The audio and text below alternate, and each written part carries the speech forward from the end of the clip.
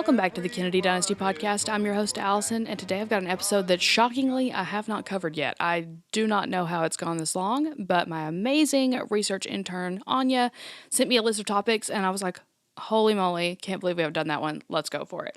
Little side note, if you hear some banging in the background, I'm in the quietest part of my house right now, but we have people here redoing our deck, so it may be a little loud. There's really not much I can do about it because this whole week they're here, so I really apologize that it may not be the sound quality I normally have. You may hear some background noise, but you won't next week, so it'll just be for this week. Also, I'm really excited for my new deck. It's going to be screened in. I love a screened in porch. Feels like another room. You can stay out when it's raining. Really hype about it. Just saying. All right, well, let's get started. First up is our In the News segment. Big news story of the past 7 days. This is from People.com, and it says the Ukrainian flags adorn the Kennedy family compound as Carrie welcomes nation's former First Lady. And I saw this on Instagram because Carrie Kennedy posted it, and I thought it was really neat. So go check out the pictures on her Instagram if you are interested in seeing those. Next up is our inspiring clip of the week. One of the inspiring notes. This week, I'm inserting JFK's speech to UN General Assembly on September 20th, 1963. Take a listen. The task of building the peace lies with the leaders of every nation, large and small. For the great powers have no monopoly on conflict or ambition. The Cold War is not the only expression of tension in this world, and the nuclear race is not the only arms race. Even little wars are dangerous in a nuclear world. The long labor of peace is an undertaking for every nation. And in this effort, none of us can remain unaligned. To this goal, none can be uncommitted. The reduction of global tension must not be an excuse for the narrow pursuit of self-interest. If the Soviet Union and the United States, with all of their global interests and clashing commitments of ideology, and with nuclear weapons still aimed at each other today, can find areas of common interest and agreement, then surely other nations can do the same. Nations caught in regional conflicts, in racial issues, or in the death throes of old colonialism. Chronic disputes which divert precious resources from the needs of the people or drain the energies of both sides serve the interests of no one. And the badge of responsibility in the modern world is a willingness to seek peaceful solutions. It is never too early to try, and it's never too late to talk. And it's high time that many disputes on the agenda of this assembly were taken off the debating schedule and placed on the negotiating table. And for our recommendation segment, Of course, then we would recommend it. this one just made total sense for this week. It is Why England Slept, written by John F. Kennedy. I will put a direct link to purchase in the description of this episode. Okay, let's get started with our episode about Why England Slept by JFK. This week's sources are JFK Library, History Central, New York Times, Britannica, The American Interest, allthat'sinteresting.com, and historynewsnetwork.org. Now, this won't be a super long one, but I thought it was an interesting thing that we definitely needed to cover because it's one of his very first projects, so I thought it was very necessary. So JFK actually studied government with a particular focus on international affairs when he was at Harvard University. And Why England Slept is actually a published version of his final year's thesis. Now, I never knew this, but Why England Slept was originally entitled, get this, Appeasement at Munich, the Inevitable Result of the Slowness and Conversion of the British Democracy from a Disarmament to a Rearmament Policy. That's a long title. I get why he had to shorten it for the book. So the reworked title of the publication is a direct reference to Winston Churchill's book While England Slept in 1938, which summarized Churchill's ardent opposition of Chamberlain's policy of appeasement. Now let's remember, too, that JFK really admired Winston Churchill, so it makes sense that he would kind of title it as an ode to this. So Why England Slept is a critical analysis of the British foreign policy of appeasement towards Nazi Germany, which lasted until war was declared on Germany by Britain and France. JFK actually sat in the gallery of the House of Commons when Chamberlain made this declaration to Parliament on September 3rd of 1939. Talk about witnessing some history there. And as many of us know, JFK spent 9 months traveling through Europe, Asia, and the Middle East to collect information which would be valuable to this thesis. I mean, like, seriously, boots on the ground research. He took advantage of his father's connections as U.S. ambassador to England, arranging meetings with diplomats, government officials, royal family members, and ordinary people in France, Czechoslovakia, Germany, Israel, Turkey, and the Soviet Union. And Joe Kennedy Sr.'s position as U.S. ambassador to the UK obviously provided JFK with access to source materials, including parliamentary debate transcripts, newspaper clippings, and government reports. These were actually sent over from the U.S. Embassy in London, where he had worked as his father's secretary for a short time. Now, I know this is not at all an opinion-based podcast. This is not necessarily my opinion. I obviously cannot have this episode without including a little more backstory into the notion that Joe Sr. was possibly a Nazi sympathizer. So don't come at me about this. This is out there. Let's remember, in 1934, Joe Sr. wrote that he was very pleased and gratified with Joe Kennedy Jr.'s observations of the German situation. And this was in response to his son's statement that the Nazi Party's dislike of the Jewish community was well-founded. That's a yikes. The German ambassador to Britain later wrote that Joe Sr. understood our Jewish policy completely. And then a colleague of Joe's at the British Embassy recorded that Joe once said, "Individual Jews are all right, but as a race, they stink." I feel terrible even saying that out loud. That is horrific. Then Joe told the German ambassador to England that President Roosevelt had been influenced by Jewish people and that he simply misunderstood the ambitions and ideas of the Nazi regime. Joe attempted, but failed, to set up personal meetings with Adolf Hitler, and the German ambassador to England told high-profile Nazis Joe Kennedy Sr. was Germany's best friend in London. Also, Joe Sr. supported Chamberlain's policy of appeasement and argued that the USA should pursue an isolationist foreign policy. Now, he believed that U.S. involvement in war against Germany would plunge the U.S. into a second Great Depression, and British involvement would ruin the country. Everything that I just gave you, the source material, is all that's interesting in historynewsnetwork.org. There's a lot of research that proves that these things are probably true, and it's, if so, pretty terrible. Let's be honest. I mean, I don't even think that's opinion-based. That's horrific. Okay, picking back up with JFK, though. JFK's thesis wasn't rated particularly highly by his university professor, Professor Carl J. Friedrich, who graded the paper cum laude plus, which is actually the lowest university distinction. Now, I'd like to just take a second and say, I hated writing papers in school. Like, it was the bane of my existence. My major was marketing, so I didn't really have to write a lot, but I was one of those people that would, like, take the sentence. It would be like, the sky's blue, and I'd be like, on the day of Tuesday, the sky was a bright blue, just trying to stretch my word count. You know, I did a little better than that. That was just an example. So the thought of all of the research that JFK did and everything that he did to put this thesis together and it be rated like that, I bet that was a bummer. Just saying, as a student, I'd be like, dang, really? You know? Anyway, Professor Friedrich stated that the thesis was too long, wordy, and repetitious. See, I never would have had that problem. My things were under-wordy, needed to be more repetitious, and needed more pages. He criticized the title, and he pointed out a number of typographical errors. However, he said that Kennedy had demonstrated real interest throughout his writing, so that's good. Clearly he cared. So here's a summary of the arguments put forward by JFK throughout the thesis. The purpose of the appeasement was to buy Britain time to prepare for the war. Britain's response should not be pinned merely on Chamberlain, but also on Parliament, the public, the press, and business, all of whom were scarred by the impact of World War I, and that Britain's unpreparedness reflects the short-term weaknesses of democracies against totalitarian systems in the run-up to war. Now, before its publication, Why England Slept was actually edited by Kennedy family friend and journalist Arthur Kroc, and then it was published by Wilfred Funk, Inc.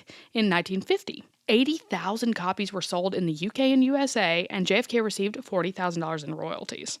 Pretty good check. The royalties which were received from British sales were donated to support the reconstruction of Plymouth after it was bombed by the Luftwaffe, and the royalties which were received from American sales were used by JFK to buy a convertible car. He earned it after all that. I mean, come on. That's a lot of work. Get you a convertible. And I want to remind you, too, if you didn't listen to last week's episode, we inserted a clip of Queen Elizabeth, and she actually mentions JFK writing Why England Slept. So go back and listen to that again if you would like to. Now, here I'm going to insert a clip to end the episode, and this is JFK's first recorded interview in 1940 on KROC AM in Rochester, Minnesota, and it's him speaking about why England slept. And with that, we want you too, of the radio audience, to meet Mr. John F. Kennedy, who is known to his friends as Jack Kennedy. But first, before we get into questions about this much-discussed book, I'd like to ask a few questions about how our guest has spent some of his 23 years. Tell me, Mr. Kennedy, where did you go to school? Well, I attended Harvard. I just finished there this June. And what are you studying at the present time? Well, I studied international relations there, and I plan to go on to law school the next 3 years and study law at Yale University. And may I ask, what are your plans for the future? Well, I don't know exactly yet. I'm interested more or less in working sometime in my life for the government, but I haven't really decided as yet. Well, that's very interesting. And now a few questions that bear on the subject about which you wrote in your book, Why England Slept. What is the book about? That, I think, would be the most appropriate question to ask you first. What is this book about, Mr. Kennedy? Well, this book is an attempt to analyze the reasons for Britain's failure to rearm.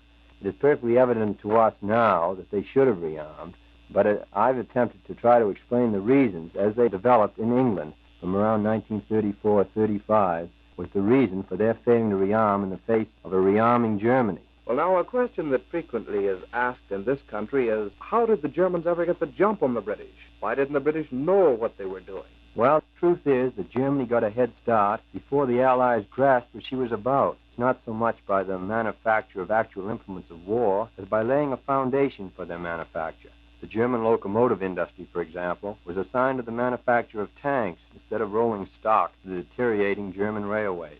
Germany was shrewd in getting tooled up for aircraft production. It is apparent from the discussion that has been going on in America in the last 2 months that tools are the real bottleneck of aircraft production.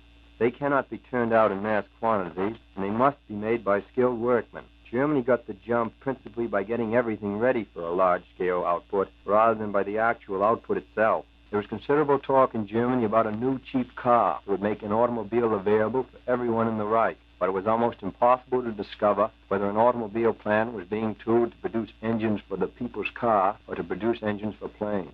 When Germany, therefore, decided to start turning out planes by mass production, their task was easy. Britain, on the other hand, having judged Germany's future potentialities by her previous production, was caught completely unprepared. She had to go through the preliminary tooling-up period, which cost her nearly 2 years. And this handicap she's never been able to regain. But all the parties in this country are pledged to rearmament. Now, I wonder, is there any particular lesson that carries a lesson to us in this, an election year? Yes, I would say there was. In 1935, England also had its election year, and it was held in November like ours. At that time, the English leaders were becoming extremely concerned about German rearmament. But the British people were strongly pacifistic. None of them wanted arms. They felt that arms would be a step towards war. In order to win the election, not one of Britain's 3 major parties came out for rearmament. The result was British rearmament was postponed from the end of 1934 to the beginning of 1936, and this was fatal, because this was the great year that Germany got her real start on Britain. In 1936, Baldwin, in trying to explain why he had not started on rearmament sooner, said, I quote, "I cannot think of anything that would have made the loss of the election, from my point of view, more certain," end of quote. No American politician must be able to say that in 1941 about the people in this country. Well, from your study and observations, are there any particular lessons that you believe can apply to us? Yes, I should think there was. In the first place, since May, Britain has made extraordinary steps in rearming. Tank production has doubled. Ammunition production in some cases has quadrupled. The reason for this is that every group in England now has been willing to sacrifice its group interest to the national interest. Labor, capital, the people, and the government. However, before May of 1940, they didn't, and it had a fatal result. The point is that unless the American people are willing to make their sacrifices now that England has made when the menace appeared overwhelming and when it was obvious they had to make them, unless we are willing to do so now, we can't build up rearmament. The simple reason that it takes 3 and 4 years to do it. If the people of this country wait until Hitler appears overwhelming, then they won't have rearmament. We must realize that we must always keep our armaments equal to our commitment. We must realize that any bluff will be called. We cannot tell anyone to keep out of our hemisphere unless our armaments and the people behind these armaments are prepared to back up the command, even to the ultimate point of going to war. If we had not been surrounded by oceans 3,000 and 5,000 miles wide, we ourselves might be caving in at some Munich of the Western world. To say that democracy has been awakened by the events of the last few weeks is not enough. Any person will awaken when the house is burning down. What we need is an armed guard that will wake up when the fire first starts, or better yet, one that will not permit a fire to start at all. It's the system that functions in the pinches that survives. Well, thank you, Mr. Kennedy. And having read a synopsis of your book, Why England Slept, and having read the tributes paid to it by Henry R. Lewis of the Life, Time, and Fortune magazines, I would think that perhaps there would be a future for you in that field. I wonder, as a parting question, do you plan to write another book? Well, as a matter of fact, I think I'm done. And so again, I want to thank you very much for appearing on our program tonight. We've enjoyed having you. Thank you very much. I enjoyed it very much myself. All right, that's all I've got for you today. I hope you learned something new. Send me thoughts about this episode. Send me if you've read it, because honestly, full transparency, I have not read Why England Slept. I think I need to. So if you've read it, send me any thoughts that you have on it, any thoughts on the episode. And remember, I am learning alongside you. I know there's a lot that probably was not covered that you may think should be. I've only got a certain amount of time each week, and I hope that each episode of Kennedy Dynasty inspires you to go on and do your own research alongside as well and share it with me. I would love to see anything you find. If you like the podcast, rate it 5 stars and write a positive written review on Apple Podcasts. I've said it once, I've said it again 5 billion times. It helps me more than you guys know. Don't forget, too, we have a Patreon. If you want to help support the show with marketing, with equipment, with all the things that go into this show, it's not free to create. So if you want to help me out and help the show and you like it and you support Kennedy Dynasty, please consider becoming a patron. I would really appreciate that. I am headed to DC soon for a very exciting event that I'm excited to attend. So if you would like to follow along with me on my journey there, follow me at Kennedy Dynasty on Instagram. I'll be posting stories, and I'm sure I'll have posts and whatnot too. And I would also just love for you to follow Instagram. I'm almost at 10K followers, and that's very exciting. And I want to get there really soon because the number's just like staring at me, and we're so close. And I don't know, I feel like that's a big number to hit. So I'm excited. I also think I've said excited a lot in the last few sentences. Disregard that. I guess it's just a very exciting time. Also, it's football time in Tennessee. Us Tennesseans know that that is a big deal. It's fall. It's in the air. If you're a fellow Tennessean, you know. And if you're a fellow Vols fan, you even more know that, man, it's here. I will give my all for Tennessee today. And yes, I know that the Vols, I'm just going to take a little segue. I know the Vols have their ups and downs, mostly downs. It's a roller coaster fandom. I know it.